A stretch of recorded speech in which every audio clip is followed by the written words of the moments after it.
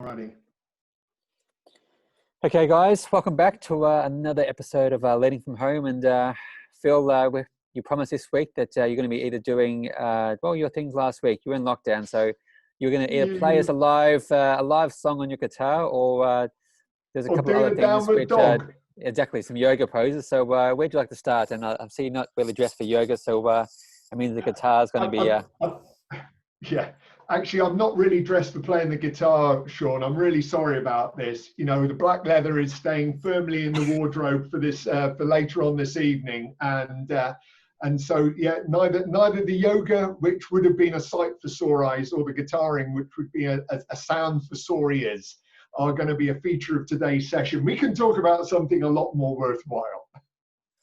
Well, as much as that you may be embarrassed, but I think on the more positive side, in terms of at least entertainment, and I think that's where I sort of I like to sort of focus on today's episode in terms of, since not just you, Phil, but large parts of the world have been in lockdown for quite some time, particularly some parts of Australia, and you've experienced 2 weeks of it, and in the papers, you know, after these lockdowns, people's mental state is getting a lot worse, and because of entertainment, bonding, networking, coaching, all these things aren't available to them. So let's provide some inspiration, also share some coaching, Phil, from you in terms of how can we help that from to other people, because of these things aren't good to hear from the problems that we're hearing about. So Leading from Home, that's what we're going to do today. So Madeline, good to have you. And how are things over for? There's no yoga in your world at the moment, or any jamming. But what are you doing to entertain yourself? Well, thanks for asking. No downward dog, or any dog for that matter. I'm not that good into yoga, so I leave that part to Phil. I'm doing good, thanks. It's Friday, and I'm looking forward to the virtual coffee session that I'm invited to later on this afternoon. Fantastic. And I know that I think one of the things that I like to ask both of you is that I know when we talked about these virtual virtual pubs or virtual coffees back then, was like some ideas that we were hearing about in April and May, and I wonder how much of these are actually sticking to people's habits, because the lockdowns exactly are getting more frequent, and now numbers are increasing mostly in Europe. Madeline, are these virtual coffees, are these a more a repeating thing every week, or do you have them in your team depending on if somebody raises their hand and say, hey, I'm feeling pretty stressed, who wants a virtual coffee? How do these habits in the COVID world come out in your team these days? In my team, we started out with having one virtual coffee session Tuesday mornings, but it was so popular and we had so much fun. We banned work talk. So we just started morning together, and now we expanded to 2 mornings in the week, and we actually started to, some of us is doing walks and talks, so we don't have the video on, and getting out, getting a walk, having a chat with the team. So it's everybody are there, and everybody does prioritize it, and it's great fun. And I feel that this is really giving energy and glue in the team that we need. Yeah, Phil, I'd like to get your input here, because the key word there was, well, 2 words, that fun, and also not word, but no work talk. And I think with everybody using these times and moaning about how tough it is about being away from the office and these type of things, to not have work and to have fun, that must be a huge positive mindset people to have. So what's your reflection upon these habits that Madeline and her team are not experimenting, but have in place? Yeah, I think I'm really delighted. I remember, Madeline, when we discussed about the virtual coffees all those weeks ago, you seized on it as an idea, and great leaders, it's not about hearing a good idea, it's actually doing something with it. And I'm just delighted to hear that you've taken the good idea and you've actually really brought it to life, because that's what good leadership's all about. Not just reading a good idea, it's about doing something about it. And I think that's kind of where I am with it. You know, there are loads of good ideas, and there's some fantastic articles around, and you can be overwhelmed by lots and lots of things you could do, but it's actually doing something. Yeah, it's actually making something happen, and that's the thing that's making the difference. Is actually choosing to say, that was a good idea, I'm going to make that happen, making it a habit. And just getting the kind of feedback that we're just hearing from Madeline, it does make a difference. Yeah, and Phil, I think when we're talking about leaders from organizations, now COVID's how many months in? It's almost most of the year. There's been also a lot of talk that leaders, I think they've done their job by putting on the website that here's some tips of how to manage employees with COVID, and then I've done my job and step back, but there's a lot of people who are stressed, employees who aren't really improving and need more support.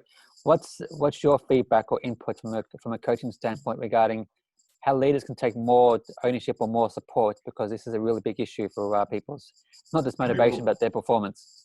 Yeah, well, I'm going to go back to that great George Bernard Shaw quote. The single biggest problem in communication is the illusion that it's taken place. And a lot of organizations will feel that they've communicated because something has appeared on a website, something has appeared in the post, and the box is ticked. Well, we put that post out, we communicated. But as I say, the single biggest problem in communication is the illusion that it's taken place.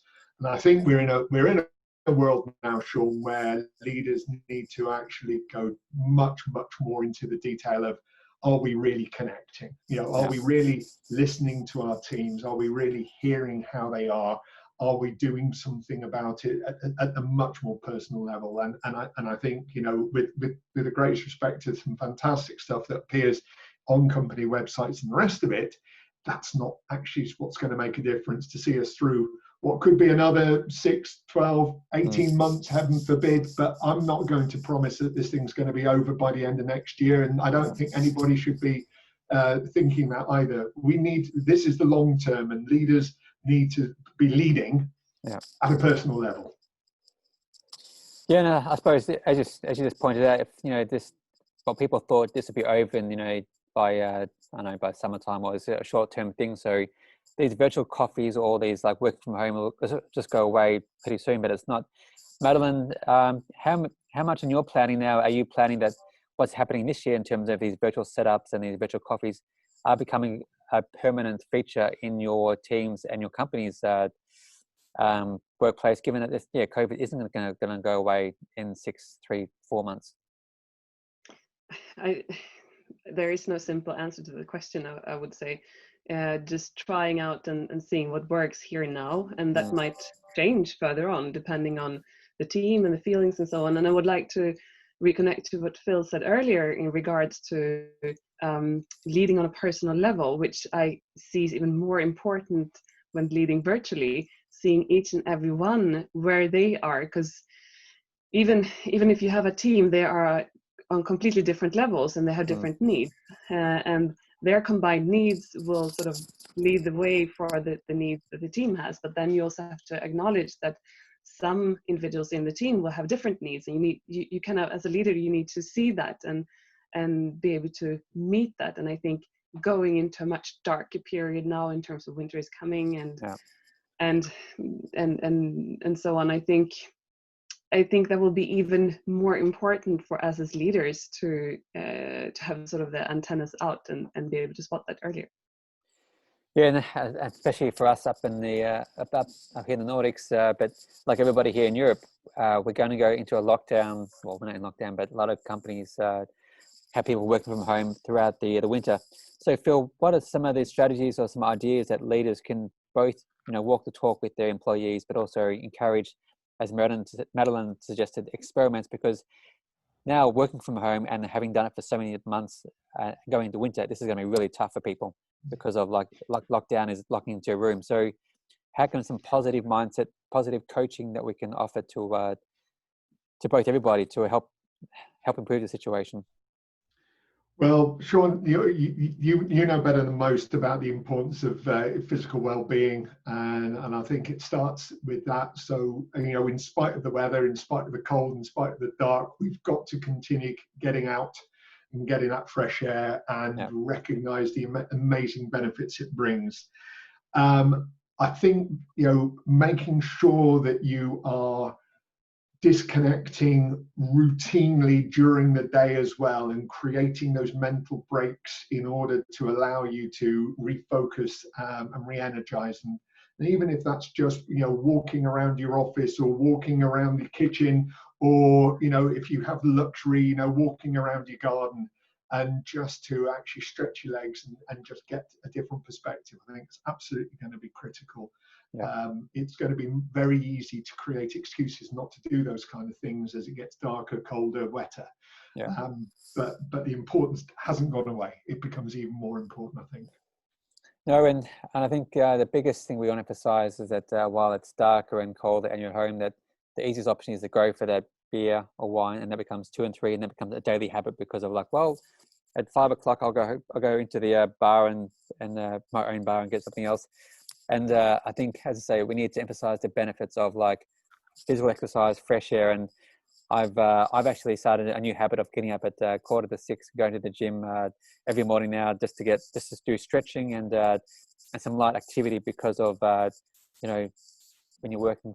I work in the office, but the old habits of working in front of the screen the whole time, it catches up. So having new habits. And Madeline, what's is any new? You mentioned a new habit. We've been talking before this about some apps that you've come across and new habits. Can you share some of those that you've been experimenting with since you're the leader of experiments and new skills for your team?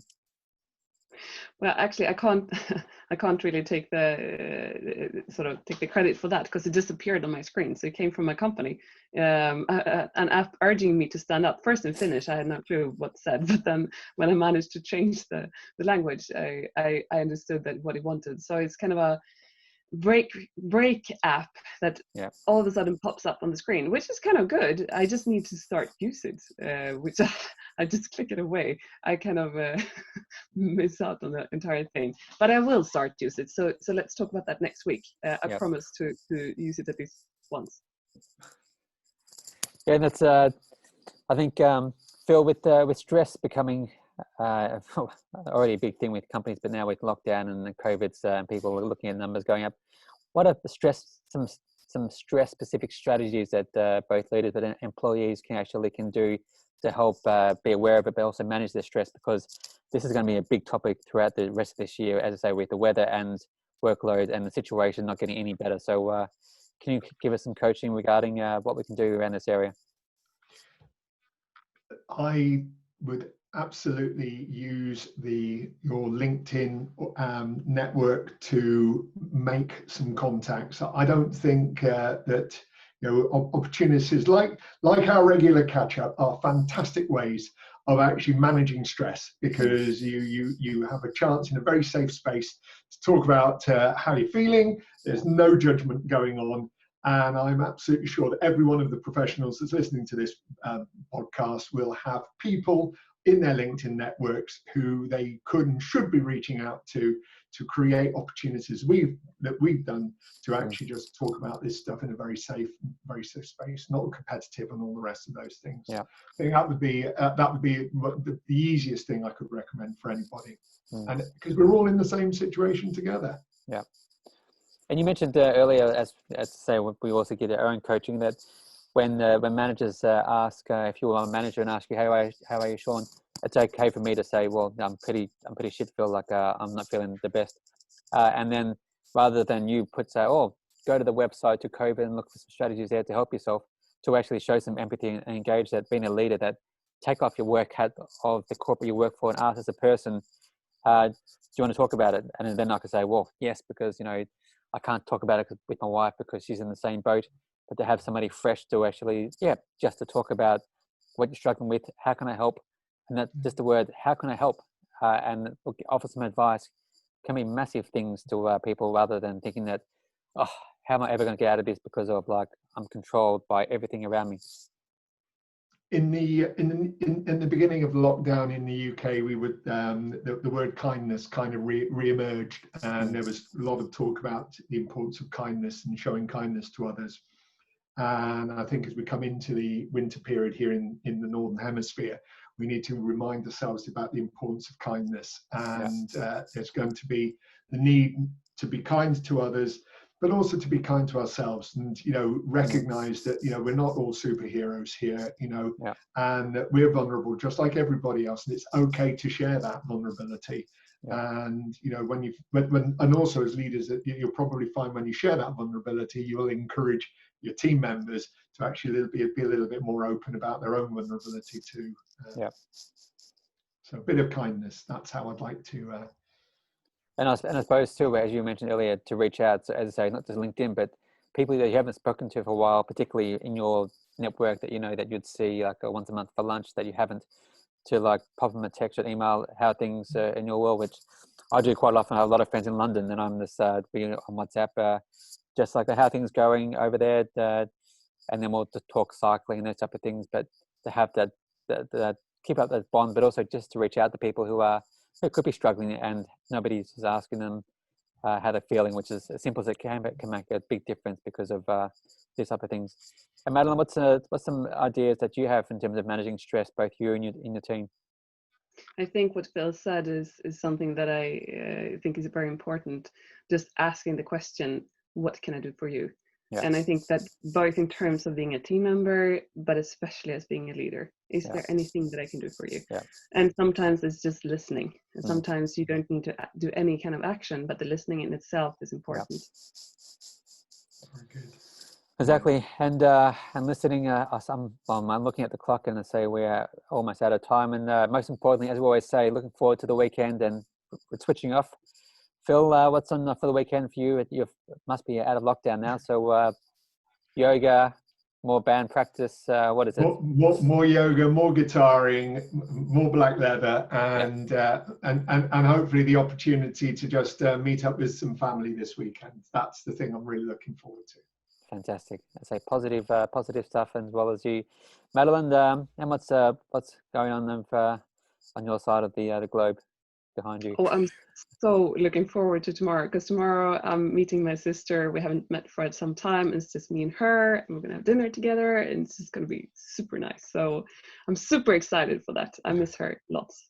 Fantastic. And that's the thing, social activities, as we emphasize the most. So anybody who is, as I say, feeling lonely, reach out to somebody and talk, because that's what we can't emphasize enough. So on that note, I'll be doing the same. We have a what do you call it, a steak night with 3 different families. So we're going to have steak night for us, and the kids are having mini hamburgers. So same thing for us, socializing with our neighbors and having a good time. So having fun. So that's the most important thing. Well, Wonderful. guys, have a really nice weekend with everybody, and stay safe, stay positive, stressless, and we'll speak to you next week. Take care, guys. Take care. Bye bye. bye.